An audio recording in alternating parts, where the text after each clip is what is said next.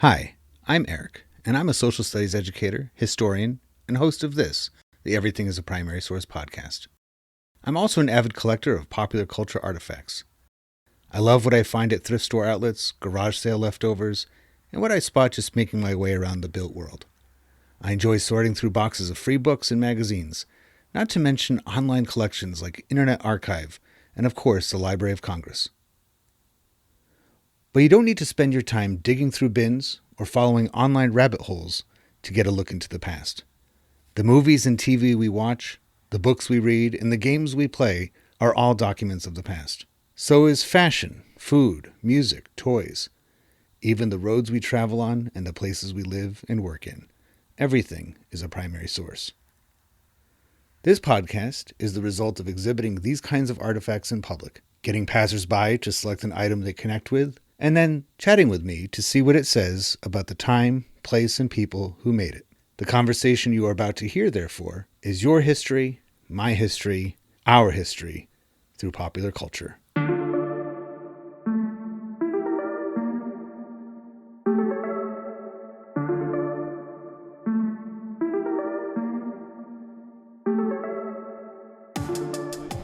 I'm so glad to have Dave from Rochester, New York with me here in Old Greenwich, Connecticut, in case anybody's confused as New Greenwich, Connecticut. Are you having a good time at the fair? I'm just completely overwhelmed. I've never been to this before. Have you? I had not either, no. But it draws in people, I think, that have such a similar interest as you and I of just like graphic design. Oh, absolutely. Absolutely. And the crazy thing about it is you go to a table and you see that's a one-of-a-kind item. And right next to it's another one. Yeah. And right next to it's another one. And you say, wow. I guess that's print media for you, right? The printing press has done its job if we have lots of the same thing. But it's also, I think, even something that looks like something, if it belonged to somebody, it was personalized in some way, right? How many of these things, if you look at the back of them, are written on or have some kind of just a crease on it that makes it show that it belonged to somebody at some point and it meant something to somebody. It's amazing, just the archives that you see here that have come out of people's houses, and if it weren't for all of these dealers, they would be sitting in a landfill somewhere. Yeah. And that's the amazing thing about it. They've been saved, and the history has been saved. That's exactly my point of view on it, too. I love that idea of preservation of history. I don't think that most people are intentionally favoring landfills, but we have enough of our culture that is okay with it that it ends up with it like that. Like, I don't think there's too many people that be like, I would gladly take this, old comic book or even just like an old menu from a restaurant and just chuck it. But it just gets lost in the minutia, I guess. Well, what happens is somebody passes, goes into assisted living, downsizes, and they see no value in that. And nobody's going to want this. Who's going to want this if you're not aware of the ephemera trade? And as far as you're concerned, it's just stuff. Yeah. And why would somebody want the brochures from my 1960s trip somewhere? And it just gets tossed, unfortunately. And that's all of our jobs is to preserve that and find lasting homes for it for somebody that appreciates it. I'm glad that this is a meeting place of all of that. We're all in the same mindset of, because there's dealers, there's just people's business in a lot of cases, but it's also that unified force of let's work on this together and make sure that we can't save it all, but what we can, let's preserve. Well, speaking of forces, nice segue. Yeah, you're a professional. I try my best. You identified that one of your favorite forms of paper media is comic books, and that's what you trade in almost exclusively as your business, Paper Koi.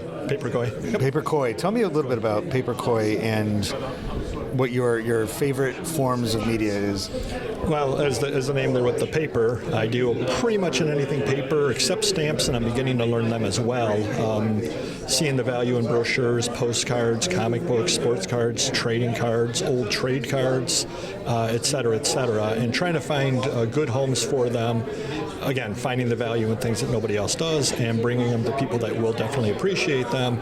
And one of the great things about it is, to give you an example, I had we were talking before the show here a little bit about the area that you know, and I don't know if you're aware of Dansville, New York or not, but I had a report card from Dansville, New York that I sold, and the person that bought it said, I absolutely love this. That person was my kindergarten teacher that signed the report card. Oh my goodness. So, something that to 99.99% of the people have no value, to this person it meant something because it was a connection to their past with their kindergarten teacher.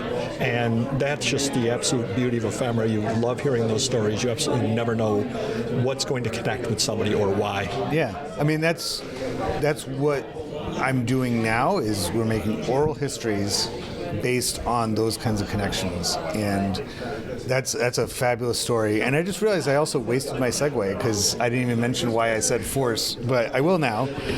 One of the things it's with you. Yeah, well, yeah, exactly. It's everywhere. It binds us. And, you chose both comic books, but this one is a tiny one because it would fit in the size of an Atari game cartridge box, and that's because it's called Atari Force. And the other comic that I have is a more traditional size comic. It's one we talked about earlier, the Fabulous Furry Freak Brothers. And they're separated probably about 15 years apart from each other. But what do they have in common with one another as far as comic books being the mode of communication here? Well, the first one, or the Atari Force one, actually, that was made by DC Comics on a licensing type deal. So that was placed in with the cartridges, and that was the way that was given away. So it would be more of an advertising promotional kind of thing, which of course goes way back. They've been doing promotional comics all the way through. There were a couple of companies that actually specialized in just doing those as well for companies. So if you had a lumber company, for example, or a train, in fact, I've got one that I bought earlier today. It's actually a railroad promotional comic as well. So that's what that is. So that wasn't actually available through the newsstand. However, they also did a regular-sized version of Atari Force. That did was they? Yes, they did. Okay. Yep, that was available through. So this was kind of the promotional. The Freak Brothers, of course, would be what you would call an underground comic book. Yeah. And that was not that was sold through head shops back in the day, is where that would have been distributed. Those have a lot of times more sexual or drug-oriented, because mainstream comics were generally under the confines of the comic code at that point. And obviously a story like that would not fly back in the day, so people still had that creativity in them, so they made things like that then sold through the head shops and that sort of place as well. So they're called underground comics, as a matter of fact, and that's the reason why. Isn't it remarkable that, I mean, these are two random comics that so much changed? I mean, this really marks as, I mean, it's not the beginning of comics, but it's a great representation of underground comics. So it's like this is the beginning of one era. Right, it's one of the earlier undergrounds, yep. And then this is a marker at the end of another timeline. And the things that took place in all media between the two produces this, right? And it's like, I mean, I know that there's the word Force existed before Star Wars, but Fabulous Furry Freak Brothers is well before Star Wars. This is while the huge expanse of Star Wars is still being felt in pop culture, especially among kids. So using Atari Force and having spaceships and otherworldly type settings and stuff like that, well, maybe they're trying to ride on that a little bit. And you would buy this, whether the full-size comic or, like you said, the one inside the video game. You wouldn't go to a head shop for that, no. Right? They wouldn't sell it there. No, absolutely it might not have even existed anymore. It's not nearly as many, or the industry didn't rely on them anymore. It was something that you would either go to a straight-up comic book store to get the comic, maybe the newsstand or drugstore, and then for the video game, Sears, Woolworth, all the department stores. I don't think Radio Shack did they do video games as much? I don't think so. Well, they had their own at the TRS 80. Yeah, that's right. Actually, somewhere in my piles here, I have a Radio Shack flyer from 1995 from Father's Day, and it's like all the Father's Day gifts that you should get ready for. Well, the question I have is, why did they make it? And you hinted at it a little bit already. This was for... And the gentleman I talked to before about Fabulous Freak Brothers it was self-expression, it was part of the culture, it was part of hippie San Francisco kind of outpouring, whereas Atari Force, why did they make that? Sheer commercialism, which is pretty much the antithesis of Freak Brothers as far as that goes. The free love, the free drugs, all that, completely flip side the opposite, yet they both come through the comic book medium. So they're not going to do any crossovers between these titles, right? No Atari Unlikely. Force meets the Fabulous Freak Brothers. Unlikely. I don't know how that would go. Did you know that Everything is a Primary Source now has a series of short videos which, like the podcast, teach social studies concepts through popular culture? Check out the Everything is a Primary Source Finds playlist on YouTube for quick overviews of the artifacts I uncover at Goodwill outlets, pick up from the side of the road, or resurrect from my youth, because I don't throw much out. These are great class starters for teachers, and because each clip ends with citation, they're great for students too. Furthermore, EPS Finds episodes become the starting point for the open source Everything's a Primary Source project, which encourages you and your students, if you have some, to add to the conversation. Or you can just enjoy them as you would any one of the other billions of clips on YouTube. It's up to you. Go to YouTube and become a subscriber to the Everything's a Primary Source channel today. Now, back to the conversation.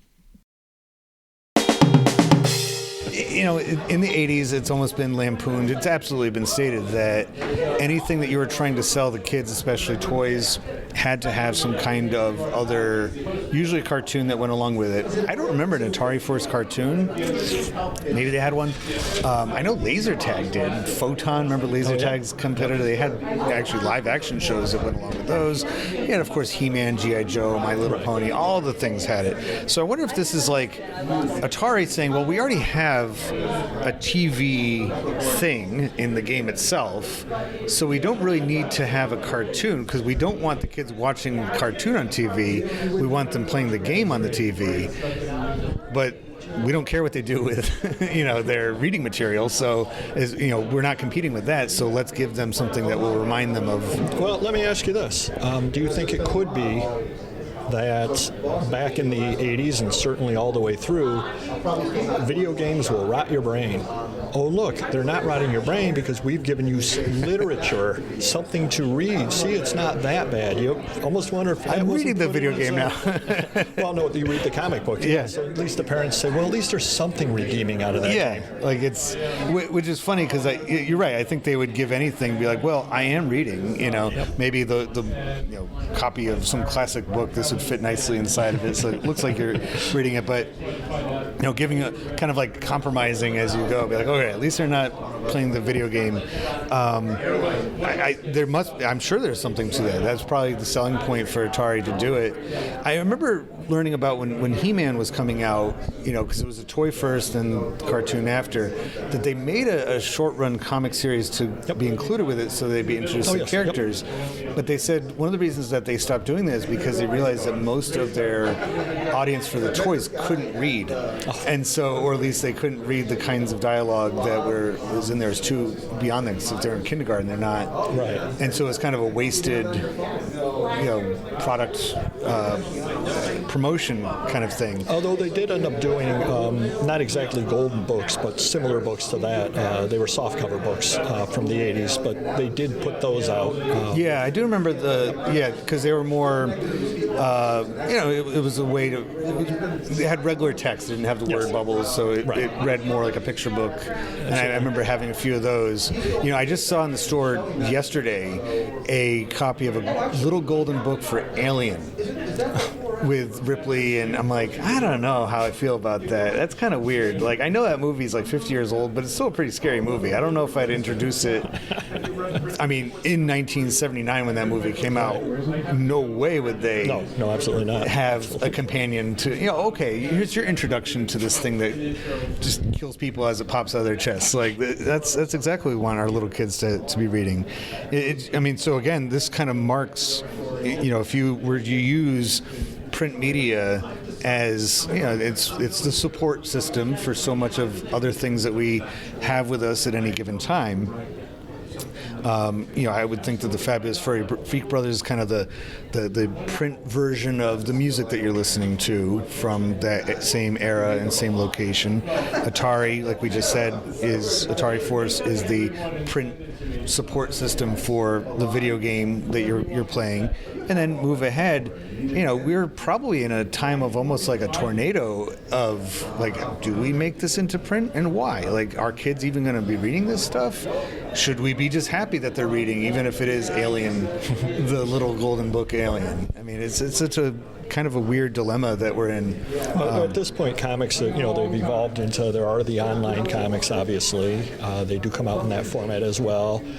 They've expanded greatly. You've got the manga comics now, which obviously we didn't have that growing up. I mean, the closest thing we would have had would have been the TV show Battle of the Planets and Robotech into the early to mid 80s. That was out as well as a comic book. But now that's a whole separate genre that is hugely collected. And I think the biggest change has been the trade paperbacks, which now are available at the regular, in fact, there's huge sections of them at the regular bookstores. And a lot of people, what they do now is they don't buy the comics individually, they wait for the trade. And that's actually an expression, wait for the trade. Why do I want to run and buy 5 or 10 or 12 different comics when I can just wait for it all to be collected? I can read it all at once. And that is just the way that it's evolved throughout the years. And of course, the hardcover version, the softcover version, all that. And that's become collectible in its own right versus the actual comics. And you said one other thing that you were mentioning buying the Atari Force at the newsstand versus the comic store. I don't know if you're aware of this or not. There's a difference in value between the two as well. If they have usually a little Spider-Man head down in the corner or buy DC Comics Now, those would have been the ones that were put through the comic stores. The ones with the UPC were sold over the counter at the drugstores and wherever else. Okay. And there's actually more value the later you get in the newsstand ones, because the conditions tends not to be quite as well because kids were going through the racks and bending them all down to see what was in there. So hard to get a high grade one. Also, a lot fewer of them were sold that way versus through the comic book store. So there's a whole difference now within the collecting genre of newsstand versus as well. It's a wild idea because we don't usually think of the UPC having such a difference, and the audience. Because if you're at a comic book store, I mean, the reason why it exists is because the person working there knows what they're doing and they're an expert, and it's almost like a record store, but for comics, and they can give you recommendations. And most of the customers are there for the similar reason, that they are all about treating it like it's a nice, what it is, like a valuable thing. Whereas, that kind of makes sense though within the whole. What is ephemera? Ephemera is things that were made to be thrown away. Right. The newsstand versions are almost ephemera because it isn't the collector buying them. The collector would be more likely to go to a comic store and buy them, so therefore the more ephemeral version is the one that's worth more, the newsstand version, because those are not generally purchased by collectors. So it kind of ties all into all of ephemera as well. Yeah, I mean, I know I have like a Spider-Man thing that I got at church. It was all about, it had nothing to do with church, but it was about literature. It was like Spider-Man jumping into different stories, and that probably is more valuable than... Right, because of the distribution of it. It wasn't sold. Yep. I guess we can learn about economics through this too. I mean, because as you're saying, in the modern economy, somebody's economizing by saying, well, instead of buying them issue by issue by issue, which some of these comics are running close to like $7 an issue for 15 pages of content and all these ads and stuff, why not just spend $30 on a volume of it and just, delayed gratification kind of thing. And then same thing with these. So in 1969, 1970s, 75 cents, that's not a terrible amount of money, but it's also not giving it away, right? There's some kind of there. And then, for these ones, you'd have to pay for a game, for this size one. So it's almost like the one of the benefits of spending, I don't know, Atari game back then would go for like, what, $30? Yeah. $40, give or take. A fair amount of money. So, I mean, it's given, and I'm thinking, by comparison, mid-'80s, decent enough economy, people probably like, oh, whatever, I'll just, Well, the crazy thing about that is the Freak Brothers would have been one of those comics as well that would have been in constant production, and all they did was change the prices. So in 1985, you probably could, if there were still head shops around, you could have walked in, or a comic shop would have had that at that point, would have been probably $2.50. And that actually is a way that people can differentiate first prints from. And the funny thing is, at some point on some of the comics, you actually will come across them with the 75 cent with the sticker over it that says $1, because the prices went up. Well, instead of buying the new one, they just threw the sticker on the old ones that were 75 cents, and now it's $1. Oh, like, hey, I can see under there. Basically. Yeah, it always bugs me when when you see something, anything at all, that's like, especially when it says not for individual sale, and like you're at a convenience store and like you're totally individually selling this. Like, what are you doing? But I mean, you can read into all of this. Ephemera teaches us everything from design to all the production behind it, to geography, to I mean, you're saying you're from Western New York. We're here in New England. It's the same story. This came from San Francisco. I don't know where Atari Force came from. Who even knows? Corporate offices. some faceless, and it doesn't matter because we can understand that story no matter what. It's not based on locality as much. Maybe Fabulous Furry Freak Brothers a little bit more. I don't know if the story is set in San Francisco or not, but but as time goes on, it doesn't matter anymore, right? We're receiving the same stories, understanding them fairly similarly, no matter where we are.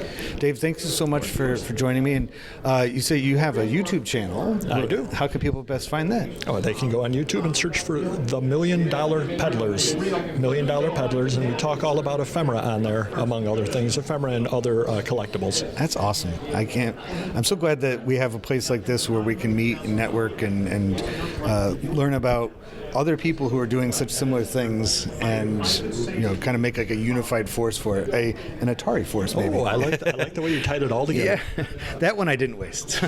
Thank you again.